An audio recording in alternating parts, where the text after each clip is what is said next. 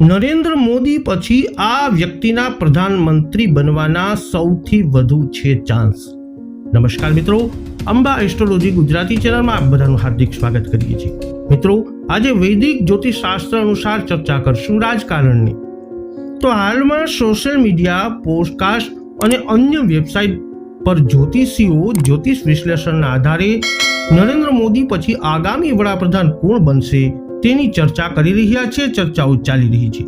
જ્યોતિષના મતે અરવિંદ કેજરીવાલ, રાહુલ ગાંધી, નીતિશ કુમાર, પ્રિયંકા ગાંધી, અમિત શાહ, યોગી આદિત્યનાથ, અખિલેશ યાદવ, મમતા બેનર્જી, નીતિન ગડકરી તેમની કુંડળીમાં મજબૂત રાજયોગો ધરાવે છે. અખિલેશ યાદવ આગામી સમયમાં યોગી આદિત્યનાથને કઠોર પડકાર આપી શકે છે, પરંતુ પ્રશ્ન એ છે કે જો મોદીજી અધવચ્ચે સત્તા છોડી દે અથવા 2029માં તેમનો કાર્યકાળ પૂર્ણ કર્યા પછી તેઓ વિદાય લે તો ભાજપમાં કોને દેશના વડાપ્રધાન બનાવી શકે છે? આ માટે બે નામો સૌથી વધુ તમારી અને મારી સામે ઉભરીને આવે છે. તો એ બંને નામો ઉપર અને એમના ગ્રહો ઉપર આજે ચર્ચા કરીશું. સર્વ પહેલા છે અમિત શાહ. તો મિત્રો, અમિત શાહની કુંડળીમાં જન્મનો શનિ 6થા ભાવમાં, રાહુ 10મા ભાવમાં, ગુરુ 9મા ભાવમાં છે, બીજા ભાવમાં સૂર્ય અને બુધ, 11મા ભાવમાં મંગળની યુતિમાં છે. શાહની કુંડળીમાં ગુરુની મહાદશામાં શનિની અત્યારે અંતરદશા ચાલી રહી છે. 23/7/2026 પછી બુધની અંતરદશા ગુરુમાં ચાલશે. આ સમય ખૂબ જ અદ્ભુત રહેવાનો છે.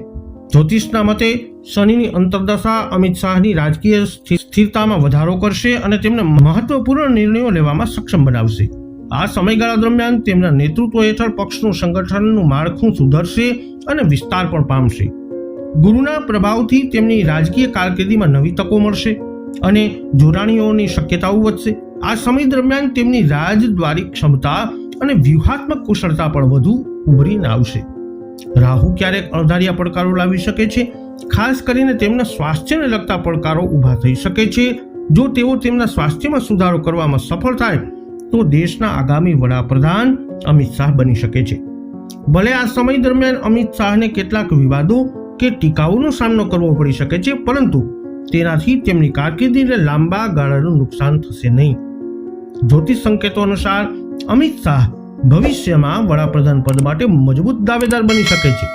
જો આપણે તેમની કુંડળીનું વિશ્લેષણ કરીએ તો તેમના ગ્રહો અને નક્ષત્રો ખૂબ જ મજબૂત છે. તેમના પીએમ બનવાના 99% સંકેતો મળે છે. ફક્ત મોટી ઉથલ-પાથલ અથવા તેમની બીમારી જ તેમને પીએમ બનતા રોકી શકે છે. હવે વાત કરીએ બીજા વ્યક્તિની, તો જેઓ છે યોગી આદિત્યનાથ. ઘણા જ્યોતિષના વેત્તાઓ માને છે કે યોગી આદિત્યનાથની કુંડળીનું વિશ્લેષણ કરી અને કહે છે કે તેઓ ભવિષ્યમાં ભારતના વડાપ્રધાન બનશે અને તેમના નેતૃત્વમાં ભારત એક હિન્દુ રાષ્ટ્ર બની શકે છે. તે જ દરમિયાન તેમને ઘણા પડકારોનો સામનો કરવો પડશે. જો કે શનિ અને મંગળ મજબૂત સ્થિતિના કારણે તેઓ વધુ દ્રઢ અને નિર્ભય બનશે. યોગી આદિત્યનાથની કુંડળીમાં શુક્રની અંતરદશા, શુક્રની મહાદશા ચાલી છે. આ અંતર્ગત રાહુની પ્રત્યંતર દશા ચાલી રહી છે. તે જ ક્રમમાં ગુરુ, શનિ, બુધ અને કેતુની પ્રત્યંતર દશા હવે આવશે. આ પછી વર્ષ 2027માં સૂર્યની અંતરદશા શુક્રમાં ચાલશે. શનિ 7મા ઘરના સ્વામી હોવાથી લગ્નેશ ચંદ્ર સાથે 11મા સ્થાનમાં વિરાજમાન છે અને શુક્ર 4થા ઘરના સ્વામી હોવાથી 7મા ભાવમાં વિરાજમાન છે. અહીં શનિ અને શુક્રનો પરિવર્તન યોગ પણ છે. શુક્ર, ચંદ્ર અને દશા પણ શનિથી 9મા ભાવમાં આવે છે અને દશા અને અંતરદશા હેઠળ યોગીજી 7મા ભાવનું મજબૂત પ્રતિનિધિત્વ કરે છે.